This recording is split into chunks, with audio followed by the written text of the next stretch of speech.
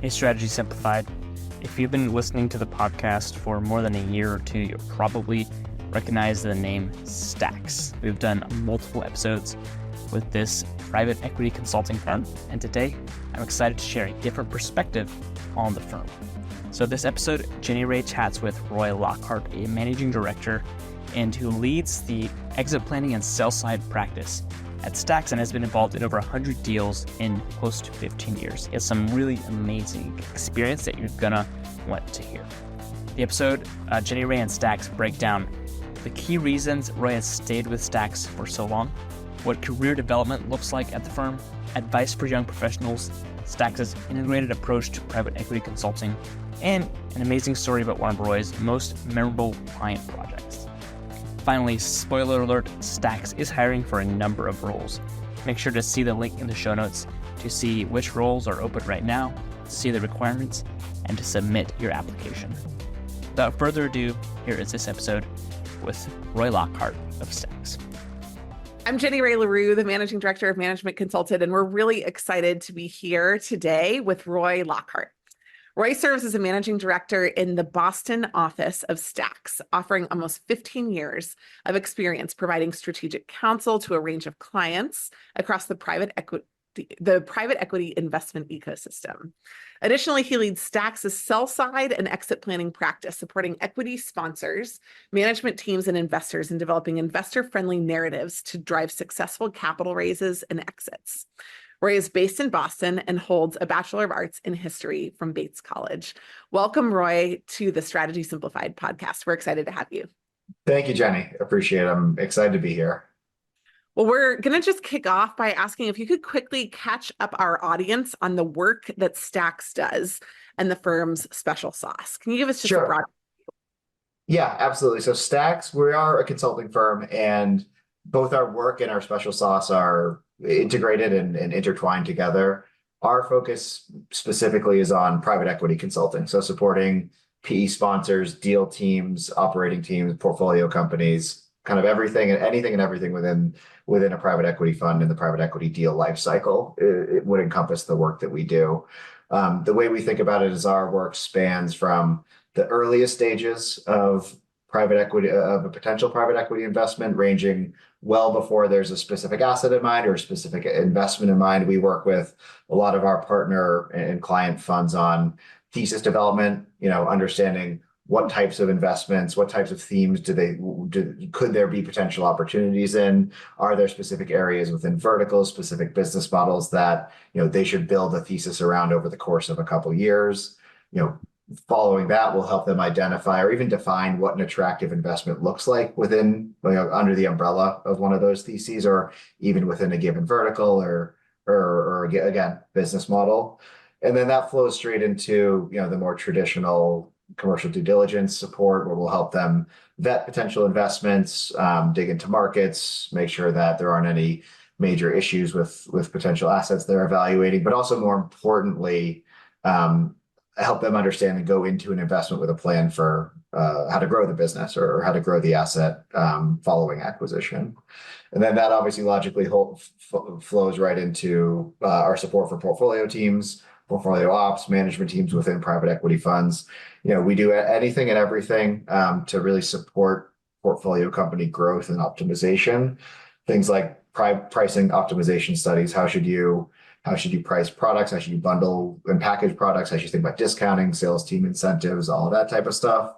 If you're thinking about entering a new market, developing a new product, trying to figure out better ways to monetize an existing customer base, as an example, we'll help out with that. We'll also help diagnose issues. If there are portfolio companies that are underperforming, get under the skin of the extent to which issues may be market-driven, execution-driven. In either case, that leads to a different set of answers or recommendations. But then that leads logically the next step into preparing for exit, preparing for sale, capital raises, whatever it may be. And that is, as you mentioned, that's where I spend most of my time. I lead our exit plan, sell side practice specifically. And that can range quite a bit as well. As you probably expect, there's quite a bit of overlap between that side of the business and what we do and the portfolio value creation side of things. All of that is really everything that we do, even on the front end of the funnel at the buy side, is with exit in mind. We want to make sure that there is a plan, a long-term vision for the business, and that vision extends beyond our client's hold period, so that at the point where they're looking for the next investor, that investor doesn't have to look at the asset and say, hey, at the point of close, I need to figure out what's next for this business. They want to be able to buy into an asset that has legs, where the existing strategy and vision has legs. So that's where I spend most of my time. In some cases, that's a diagnostic of a business, understand how it fits. If there are issues that investors are going to dig into, how do we get ahead of those and make sure by the time we're in front of investors, we already have the answers. Sometimes it's the more traditional, hey, we are going to hit the market in a couple months. We need to have a market study ready to tell our story for potential buyers. And we'll do that as well. And that even the support that we offer on that end extends beyond just the study itself. We're there all the way through the exit. And that includes, we'll talk to investors, we'll answer questions. We have CEOs that are texting us when they're in investor meetings or right before they're going into fireside chats saying, hey, we're getting issues or we're getting pushback on a certain aspect of the business. What should we be? What should the talk track be? Or how should we think about getting ahead of those issues? So it's really the work, and what I think the secret sauce are very much one and the same, in that it's sort of end-to-end private equity specialism, for lack of a better term. I mean, I think I should have just asked you what you don't do. Is there, yeah. So no, but seriously, I mean, that was beautiful and so comprehensive. And honestly, private equity work is some of my favorite. After leaving consulting, I decided to buy companies. I'm thinking about how everything you talked about. I just bought a company about 5 weeks ago. And so I'm thinking about how everything you talked about is a piece of that process. But is there anything that you don't do? Is there anything that you say, hey, we carve this out, or this goes somewhere else, or you kind of let people know this is a boundary that we don't actually handle?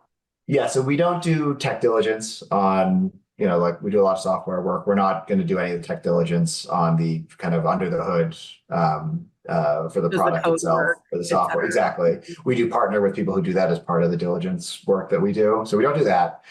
We also don't do a lot of your traditional on-site, 4 days on site with a team, long-term operational type consulting. Ours, we're very much more focused on top line growth and like diagnostics and understanding if there's an issue with the business, diagnosing what that issue is and how to rectify it. We do some bottom line work, but it's much more point solution type value creation engagements as opposed to long, multi-year on-site kind of becoming embedded with the team type consulting. Amazing. Okay. I think that's very illuminating. Thank you. Good. Yeah. So let's talk a little bit about you. So Sure. You joined in 2011, is that right? Yes, that is right. Yeah. And so you have effectively grown up in your career with the firm. Yeah. And I'm sure that along the way, I had this happen, and I can't imagine that you wouldn't have, that clients were like, Roy, you need to come over on our side. Portfolio companies presented opportunities, and certainly that you could have also looked elsewhere inside the consulting ecosystem. So why have you stayed at Stax? Yeah, it's a great question. So I didn't get into consulting or even Stax with the intention of staying in one place for as long as I have. I don't think anyone does, or it's very rare that they do. And the reason I am where I am is because as I've progressed and developed, so too has Stax. I mean, I've been here for a long time. The nature of the work and the breadth and depth of the work that we do has evolved and expanded quite a bit since I started. So, we started when I was first working at Stax. It was a lot of mostly buy-side diligence work. I don't want to say confirmatory diligence exclusively, but it was really, hey, let's make sure we're making a good decision, that there's nothing wrong with this company before we buy it. But the bias was we want to buy, right? We're in the either process or we're in diligence after. Yes. Yeah, I think that's fair. And this is going back 10 plus years. And, we parlayed that into more growth oriented type engagement. So we'd always work in, hey, yes, let's make sure it's a good investment and there's nothing wrong with the company, but let's also have a view on what to do next with it. How do you optimize it? How do you grow it? What are the 3 or 4 things that are going to move the needle post acquisition? And that really opened the door for us to do more complex work. Our clients would start asking us for more. That led into some more strategic work that led into some of the exit planning and sell side work that we do. And each of those, the opening of those doors, I think within each of those, think of them as product categories or product families, within those, as we got more growth oriented and moved more into the really kind of trusted advisor type role for our clients, they would ask us for more. So each of those projects, like your typical buy side diligence, will get much broader and much more complex. Same would happen with the strategic work. Same would happen with the sell side work. So you had the needs and the applications of skills that I was developing over the course of the last 10 plus years, expanding both horizontally and vertically, if you think of it on that type of matrix. Yeah. So really what ended up happening is, as I developed more and could do more things, there were new challenges to overcome, a new project type, a new client type, a new situation that I hadn't seen before that was new to me. I had skills that I could use to apply to those situations, but I never reached a point of stagnation or never reached a point where I felt like, okay, I'm not going to learn anything more here. And, had I reached that point, we could be having a different conversation, but it's been really fun to be, develop. Obviously, it's been great for myself to be able to develop and do new and more interesting things over the course of the years. But to do that while the firm is doing the same thing in conjunction with my own development has been just really super rewarding. That obviously landed in the sell side bucket more so because that's just work that I just like the nature of that work better. It's a little more, there's a lot of stakeholders to work with. We're working with banks, management teams, sponsors, making sure that, kind of coordinating between those groups, but also collaborating with those groups is something that became a new skill to me when we started doing those, probably back in like 2018, when we started doing them in volume.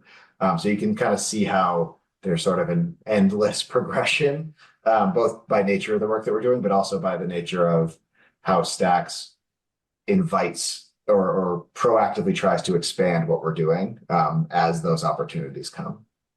Can we throw a little sparkle on one of those specific stories? Like you mentioned the 2018 experience, but can you actually walk us through a time when you had a front seat to a client either expanding their scope with you or coming up with a new line of business for you effectively when you were in that conversation with them? Because I think that would help people understand how you capitalize on that. It's really unusual that a firm would be as entrepreneurial as that. Yeah, so it's interesting. We have back several years ago, I don't know exactly when this was, but we were working with a company that did, so it was a multi-faceted company. One side of the business, it's very obscure. They did, they're called substrates, and it's essentially materials that things are printed onto, and you can print pictures on them or shirts or pins and magnets and that type of stuff. That was one side of the business. And they had a very, specific type of material that facilitated a specific type of printing called sublimation, which yields a better image. And there are some differentiators there. So that's one piece of the business. The other piece of the business was like composite decking flooring for warehouses. So there was quite a bit going on there and very different. And we were brought in by an M&A advisor in the New England area who we knew pretty well, who was like, hey, we're working with this company and they could use some strategy work before they go to market. And we had good relationship with this M&A advisor. We had done some work helping them prepare some assets for potential investment. But this was really like, hey, this is more of a strategy piece to set them up for a potential buyer down the road, it was definitely new for me at the time. It wasn't you have to have a formal CFO function or you have to have your in a certain place. It wasn't like, just kind of dusting it off, right? It was really changing what they were thinking through. Exactly. Yeah. It was like, hey, we have these two businesses. We need to have a story we need to know how we're going to accelerate growth on both sides of this business because that wouldn't necessarily, they were stagnating, but they didn't know where to go next, I guess is the simplest way to put it. So on the mezzanine composite flooring for warehousing, for example, there are all kinds of potential applications for the business. There were things like self-storage facilities. There's retail applications for those types of things. There are also opportunities to be had where warehouses for things like Amazon, where they're employing more technology. So industrial automation type situations where they're adding technology in some degree of robotics, mixed with people to pick stuff off shelves and pack them. And our flooring was a better solution than certain other flooring, but no one knew that. So we had to help them understand where, why, and when do we go to market and get the message out, and where, why, and when do we actually want to be putting the effort into trying to get our flooring into those situations. Self-storage is a different story than those e-commerce warehouses, so helping them understand really where next and how to grow the business and accelerate the business on a pretty open-ended basis was a big part of what we're doing. And then on the other side of the business, there was a geographic component. Where do we sell? Where can we sell more? There are also tiers of product. Some that have this really nice aluminum looking materials that you could print a huge picture on. It was super high quality. You could also have like a little magnet this big that you could get from an overseas warehouse as well without too much trouble. So it's like, how do we think about, we do all this laundry list of products. How do we think about which ones we want to focus on, and how do we get them in the right channel partners' hands and the right customers' hands? So it was almost two kind of unrelated, really open-ended, where next, how do we grow this business, and how do we figure it out type projects, which at the time I had not done myself. And I know the firm hadn't done too many of those. And that really then opened the door to a sell side type offering, which is very much deliberately a mix of both. We always want to make sure we go into those engagements, making sure that part of the value we're going to be delivering is a strategic support to the management team. Think of it as an internal type deliverable, an internal output for the business, which then they can then use and make sure that they know where they're going, that they have a kind of clear strategic vision using the intel that we're able to provide, and then also use that same information to craft the externally facing, investor facing type outputs. And that's really sort of the genesis of that type of what I like to think is a fairly differentiated value proposition. Absolutely. And so just to be clear, that one engagement opened the door for you to build a practice, and the firm took the opportunity to actually do that. Sure. As well. I think that's fair. I mean, I wouldn't say it was the only for me personally. Yes, it opened the door very much. So I think there are a handful of other instances across the firm where we were doing strategic work like that helped push things along. But this one was very much, if you think about it, our lineage of sell side work and strategy work. I think it's one you can very much point to. At Palm Tree, we're not just about numbers and strategies and M&A advisory. We're also about culture, and we're proud of ours, built on collaboration, development, and community. One of our cornerstone core values, a value that speaks to the type of environment fostered here at Palm Tree, is stay frosty. Stay frosty means not being afraid of rolling up your sleeves to do the hard work. It means taking care of yourself so you can show up when it really matters. It means having ice in your veins when the pressure is on, and also knowing how to let down your hair and have some fun.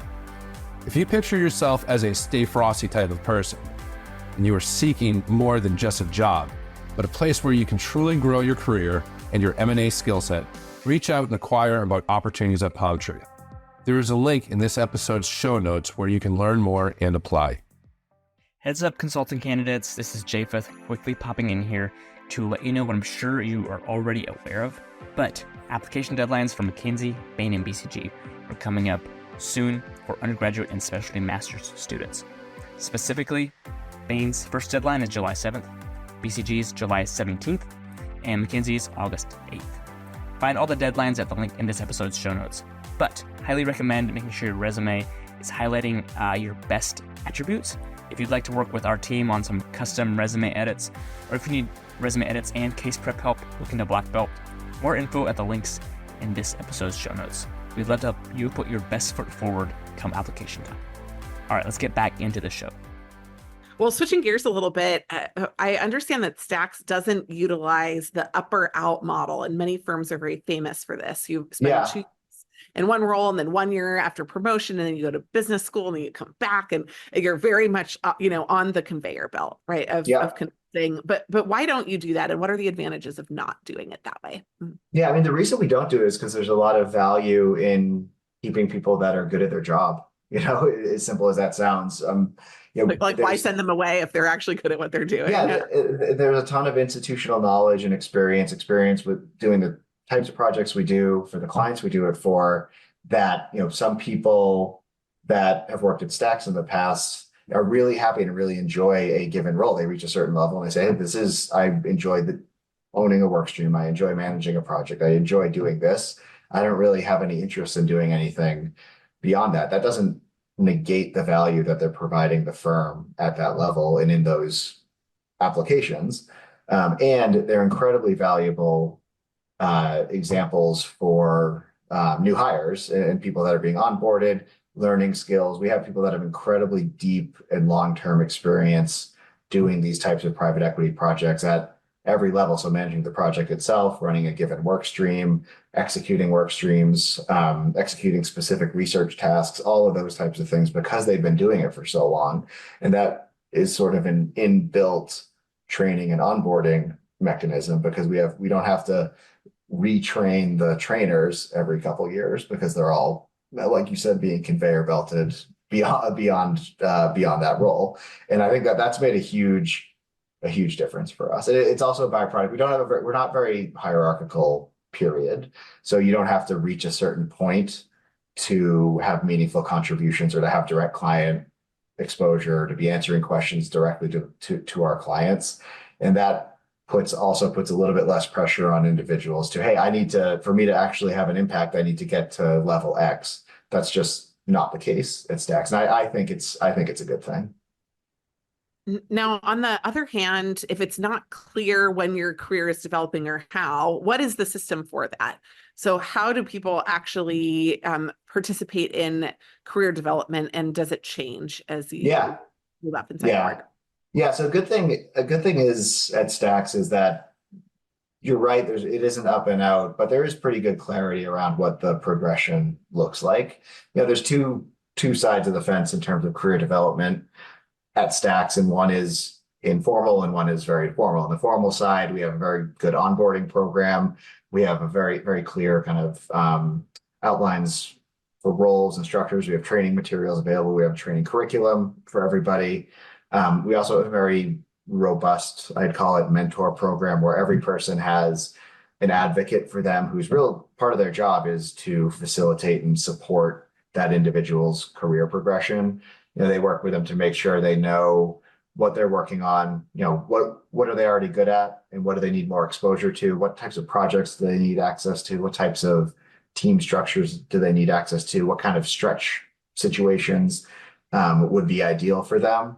And that way, the individual isn't on their own to try to figure out where should they go next. They have someone who's been there before and is also an advocate for them more broadly within the firm. They can say, hey, I know you're running this project. It'd be a great fit for my mentee. They're working on X, Y, or Z. So that's on the formal side. So there's all kinds of support on that front, which I benefited from over my time at Stax for sure.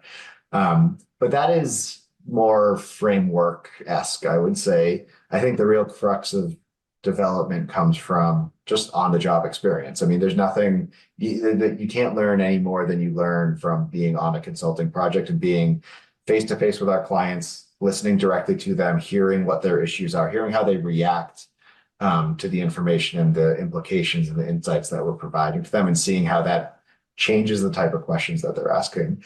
The most important thing for career development at Stax is it boils down to client empathy and understanding what it is that the value that we are really providing to our clients and what they need and what they're looking for from us. You get that by exposure to them, by exposure to project situations. And that just happens naturally over the course of months, years, et cetera, as you're at Stax. So you pair those two things together. And there is a very nice synergy, I guess, in terms of how people develop at Stax. I love that. Thank you for that illumination. Sure. Last question about this before we shift gears a little bit. What are two critical skills or mindsets that Yeah. you love to see every young professional walking in your door cultivate, both before and while they're with you? Yeah, absolutely. The first one is being adaptable, which I know is not unique to Stax or consulting, but it really is the bottom line reality. If you're able to be flexible, listen, understand what's happening in our case of consulting engagement, and understand how what's important on day 20 can look very different than what's important on day one, and adapt the nature of what you're doing and what you're focusing on and what you're providing, that makes a massive difference. And just being able to know what matters most at any given point in an engagement is a critical skill. And again, I don't think that's unique to us, but that is a critical skill that people that have success I see very much have that. And that's all driven by the other skill, which I just mentioned, which is empathy. Empathy generally, obviously, but specifically client empathy and listening, just listening to them, understanding what is their situation, why are they asking the questions that they're asking, why do these two key questions matter to them as they're evaluating this business. These aren't the two questions that I would have thought of when I first look at it, but being able to understand, all right, this is a fund that invests in businesses that look like X, Y, and Z. They think there's an untapped opportunity. They think there's been some under-realized execution in a certain area of the business. That's why they need to make sure that there is this business is able to beat competitor X on Y feature. Being able to not just listen and hear them say, hey, we need to know who's better at X or Y, but understand they need to know who's better at X or Y because of all these reasons, inherently will ensure that the work and the outputs are more meaningful, that they're not just providing information, we're providing insights to inform better decisions. We don't want the information itself to be viewed as the output. The information and research we generate is an input. The output and the value we provide is the advisory, which uses that information as a basis. And that all boils down to just simple client empathy, trying to understand where they're coming from. If you do that, you will inherently do the other stuff. Asking the why behind the why. I love that. Yeah, exactly. Yeah. It's so good. Amazing. Okay, well, shifting gears just a little bit, can we talk about your client relationships, kind of going back to the stuff that you've learned in the development over time, but also to get a picture of, why Stax is special in the marketplace. Yeah. So, why did clients work with you? And actually, why did they work with anybody at all? I would tag on to that. Yeah. Some of what you described when you were describing it earlier, I was thinking, well, and this was a question that I got a lot when I was in consulting, like, why can't the companies just answer their own dang questions? So, is it bandwidth? Is it capability? Is it industry focus? Like, tell us what it is in particular that not only draws them to Stax, but also draws them outside of their own firms in the first place. Sure. Yeah. I mean, bandwidth and capability is a fair set of reasons to put on top, but not exclusively.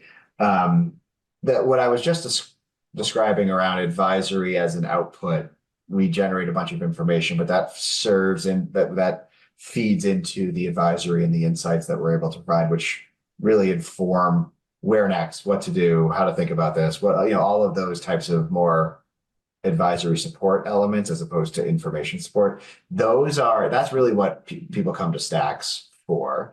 And we're able to do that. The value proposition that we really hang our hat on is being able to do that through the end-to-end private equity lifecycle lens. So we can offer advisory using, research as an input, but we understand not only the situation, a given investment thesis or whatever an issue with a portfolio company may be having, we understand the implications for where that moment of time is on the broader investment lifecycle. What does it mean that this is the issue we're having at this point in our hold period? As an example, we also are able to bring enough. We've seen business models commonalities, we've seen industry and vertical commonalities, and we've seen differences across all of those.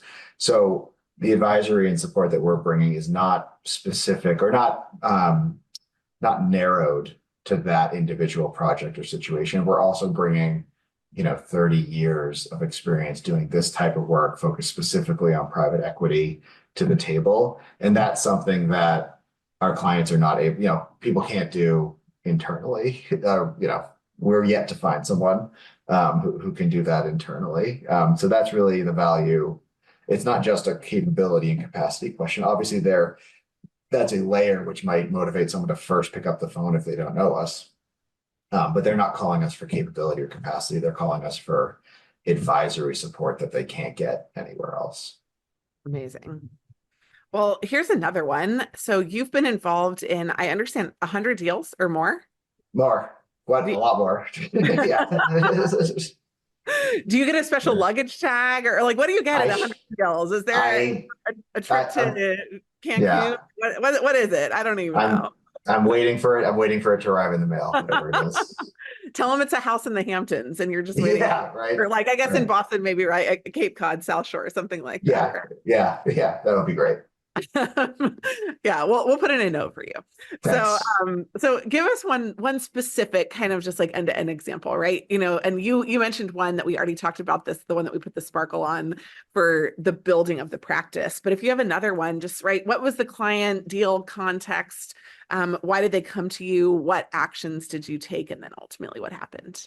Okay, sure. Yeah. As I think about that question, I think one that would be interesting for people to hear is one that's a little bit longer term. So this is one that we did for private equity clients.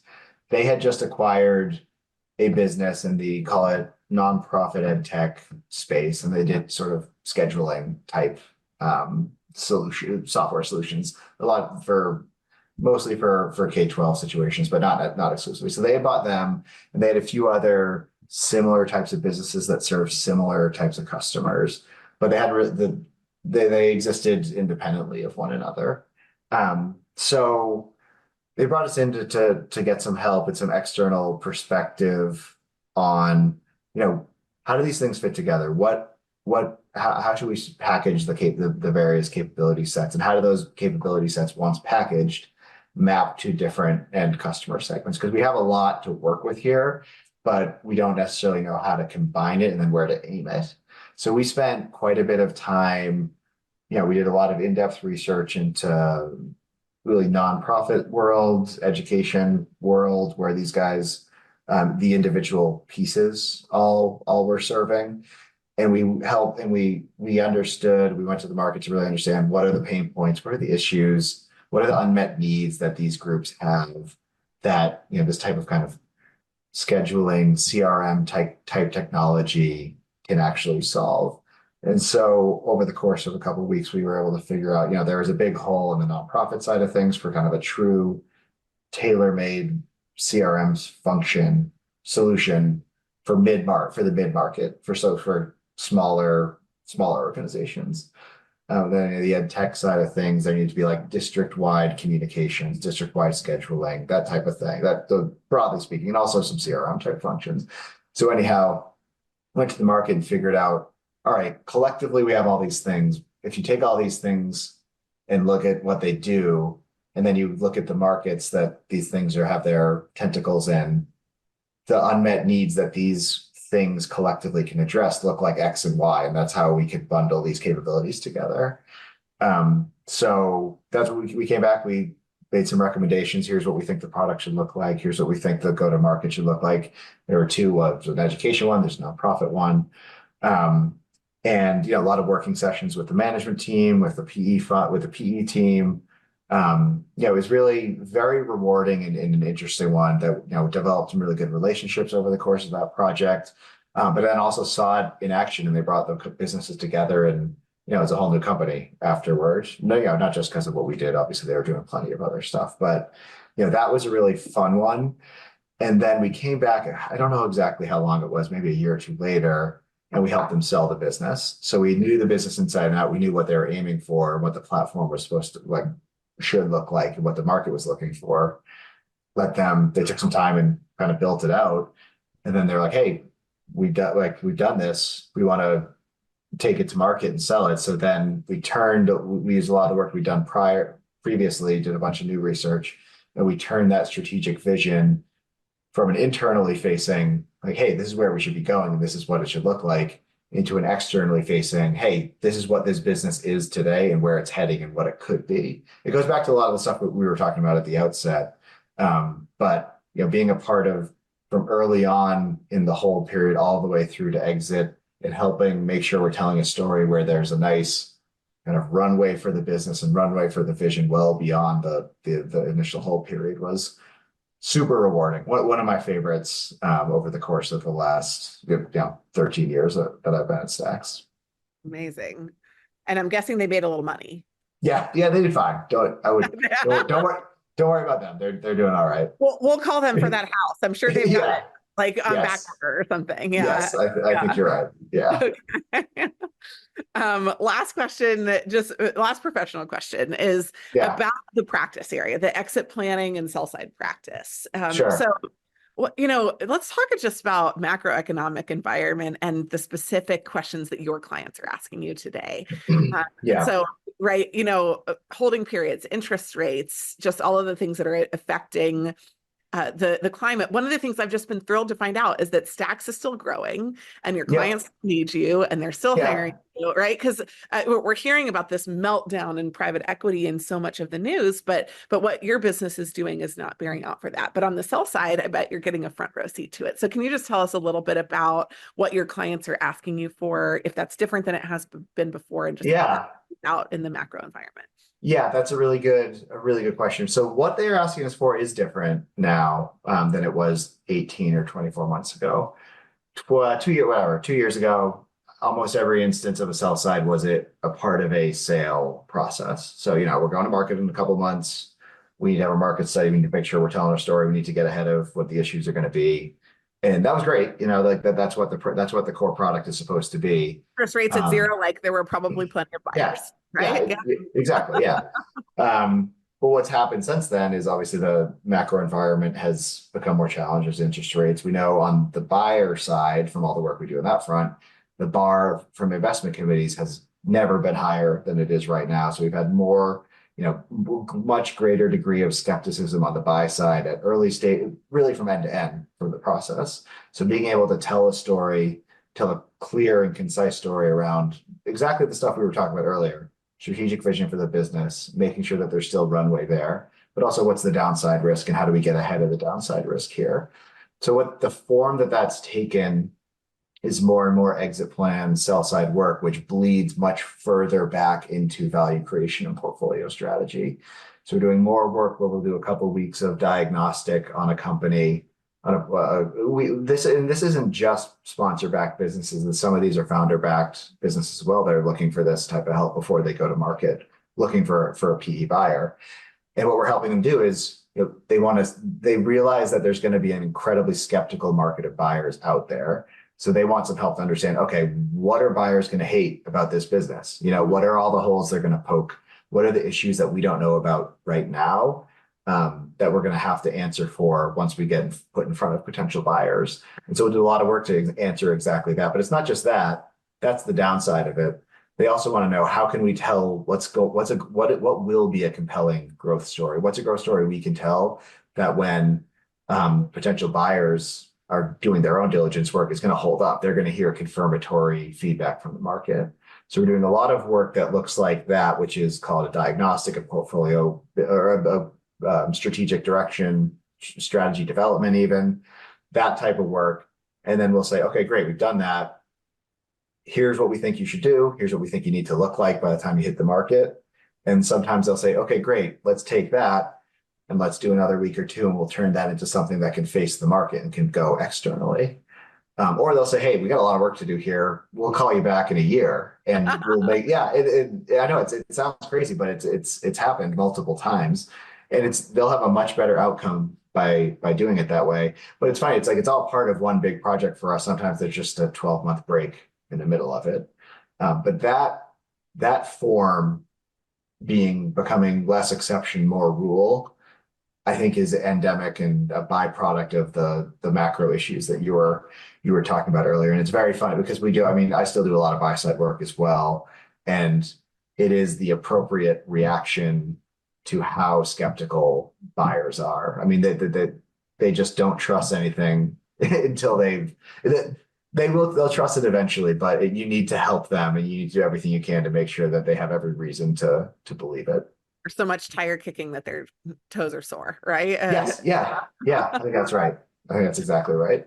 And can I just clarify, because this is still a little murky for me when I think about real estate, right? In a frothy market that's a seller's market, right? And buyers just desperate for a home. You put a sign out on the street and your house is from the 1960s and nobody cares, right? They buy it anyhow, top dollar. And so you're saying this has actually bolstered both the N of sell side work that you've been doing and also the duration of that work, or were you saying it's the duration that's changed, but there are fewer people who are also listing? It's both. It's both. Okay. It's both. There have been fewer assets that actually go to market, but for the sell side, people need to put money to work, and the whole periods are getting, they're getting kind of long. Yeah. So a lot the sell side, there's a greater proportion of sell side work being done preemptively. And then even just as a general rule, you don't do a sell side report for every single business that goes to market. Some it's simple enough, or they're small enough, or whatever the situation might be. The attach rate of sell sides to assets that are looking to raise money in whatever form is continuing to elevate every time, because there's more skepticism on top to bottom, and these reports directly combat that skepticism. That's literally what they're designed to do. So it's been good. It's been good for us. It's been really good for that side of the business. Love that. Thanks for that clarity. Well, this explains why Stax is hiring, because if sell side, which it seems like it would be the hardest place, right? I could imagine the ops period is extending and everybody has more money in a more competitive environment. And on the buy side, right? Like you said, the diligence periods are longer. There's a lot more that they're looking at. But if also you have that piece nailed in, well done. So sure, yeah. Just wrapping up the final piece of this interview, we want to get to know you just a little bit more. So I wanted to ask you final fun questions. And 3 of these you can answer, 1 minute or less. These don't have to be super long, unless, of course, there's drama and color that we must know. Yeah, okay, sure. But the first one is your most memorable recent travel experience. Yes. So I have 2. I went to on my honeymoon in Hawaii, did a week in Maui and a week in Kauai, both of which were amazing. Did the tour where Jurassic Park was shot on Kauai. It was the best thing I've ever seen. Amazing. And then I did Ireland with my wife and brother and sister-in-law, and that was an incredible trip. To the Cliffs of Moher, Galway, Dublin, about God knows how many pubs. The Guinness Factory. Of course. Yes. Yeah, I can't. Yeah. You're not allowed to leave without going there. So they don't even let you out of the country. So 2, no drama, but just 2 great trips, and I can't wait to go back to both places. Amazing. Great. Second, top weekend hobby or passion. Sure. Yeah. So this one used to be a lot more fun, but I try to go to as many Patriots games as I can, being from Boston. So I go to most of the home games, spend a lot of time in Foxborough, try to go to at least a couple road games every year. Like I said, it used to be a lot more fun. It was a little, my faith was tested this year, but I'll be back, I'll be back in September, nowhere to go but up. So I'm confident in the direction of the team. Amazing. Yeah. I love it. Great. And last one, do you have a hidden talent? And if so, what is it? Yeah, I like to think of myself as a pretty good cook. I think the reviews may vary, but some would confirm that. And specifically, spend a lot of time. Are we talking like 4 to 5 star variation? Or are we talking like 1 to 5 star variation? Because that's a pretty. Let's say 4 to 5. I think 4 to 5. Okay. Yeah, but specifically, I like to get on the grill. I think I've kind of mastered the grilling of a ribeye. I don't think you'd find many better in the South End of Boston that are done by a non-professional. So that's something I'm looking forward to the summer to do a little bit more of. What's your tool of choice? Are you just like straight up, charbroiled charcoal, or are you like big green egg? What tell us what the, because I'm guessing there's like other secrets that you will not disclose for very good reason, but like So it's a Napoleon gas grill, and the key is there's a separate side searing area which can get like to 1,000 degrees. So that way you can really lock it all in and absolutely blast the outer layer of the steak. Flip it, it's 90 seconds max on each side out there, and then obviously indirect heat once you throw it inside the grill. But you need a big enough grill that you can get the heat to fill it up, but also not have enough room to do indirect heat and cook it that way. So that's functionally what I do. There's obviously layers and certain secret things that I can't disclose, unfortunately, but it's well thought out. You're under strict NDA with myself. Sponsors. Yeah, and yourself. Yeah. We're so used to having NDAs in all the other parts of our life. Oh, sure. Yeah, of course. Extended the kitchen too. Yeah, goes without saying. Roy, really enjoyed the conversation today. Any final note that you wanted to add that you didn't get to add in our conversation before we sign off? No, I don't think so. This has been great. I appreciate the opportunity to have the conversation and get the word out. But yeah, it's been fun. No, I think we covered plenty here. Amazing. Thanks for your time. Yep. Thanks, Jenny. Hope you enjoyed this episode with Roy. If you did and you were interested in the firm, make sure to submit your application. Check out links in the show notes to see open roles and to apply. And furthermore, we'd love if you took 20 seconds to leave a rating and review for the show on Apple Podcasts or Spotify. It does help the show reach more new listeners. We'll see you next time.